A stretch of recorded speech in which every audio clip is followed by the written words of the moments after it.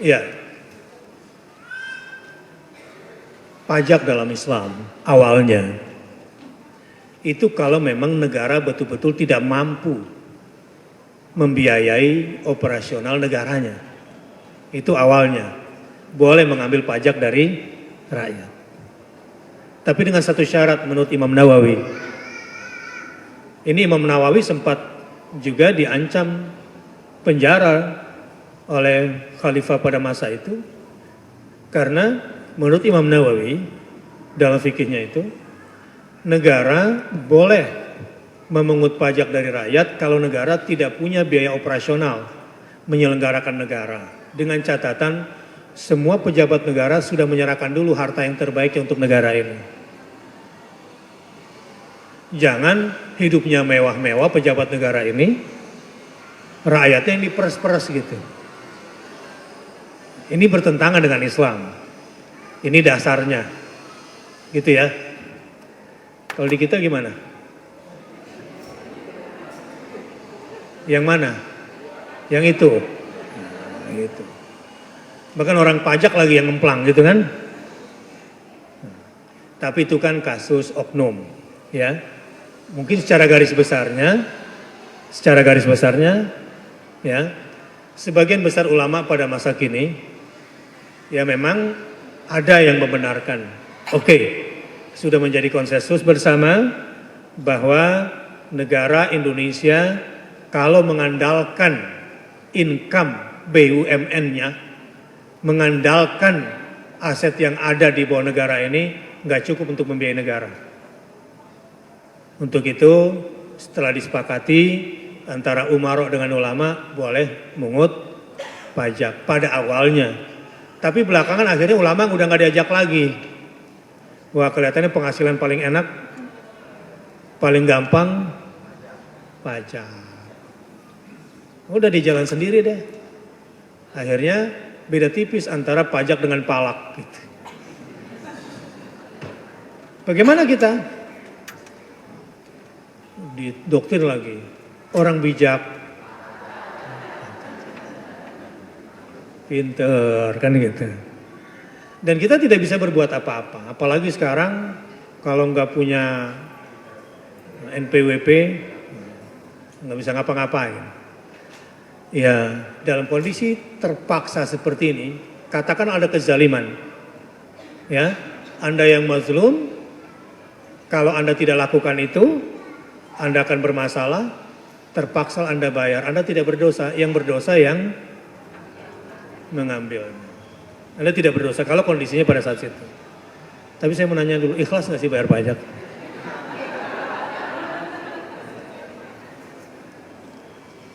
Ikhlas nggak kira-kira?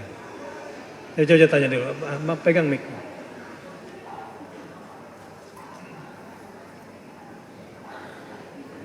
Sedikit cerita Ustadz, kebetulan saya wira swasta.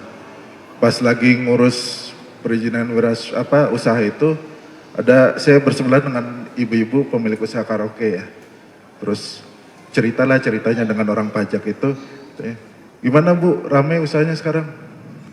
Ya sejak ada alkohol mulai rame. Oh, alhamdulillah, kata aparat.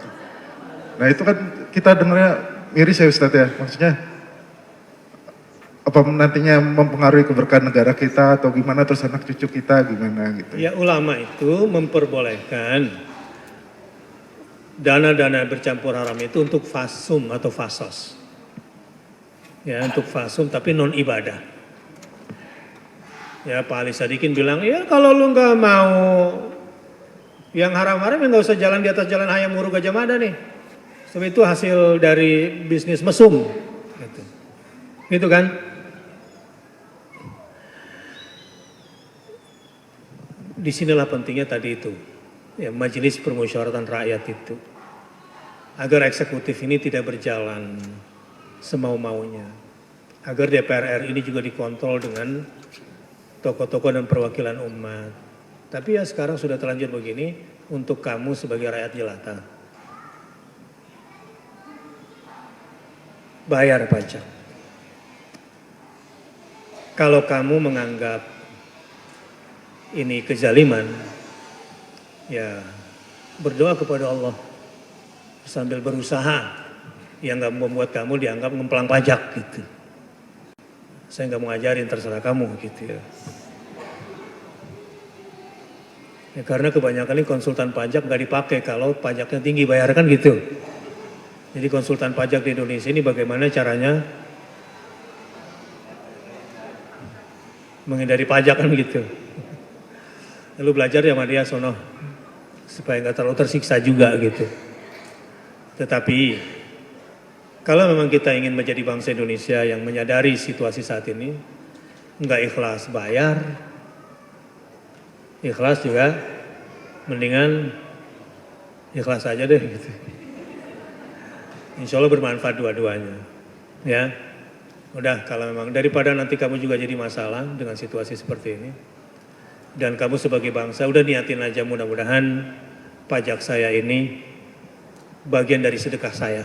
Bukan zakat ya, bagian dari sedekah saya untuk bangsa ini.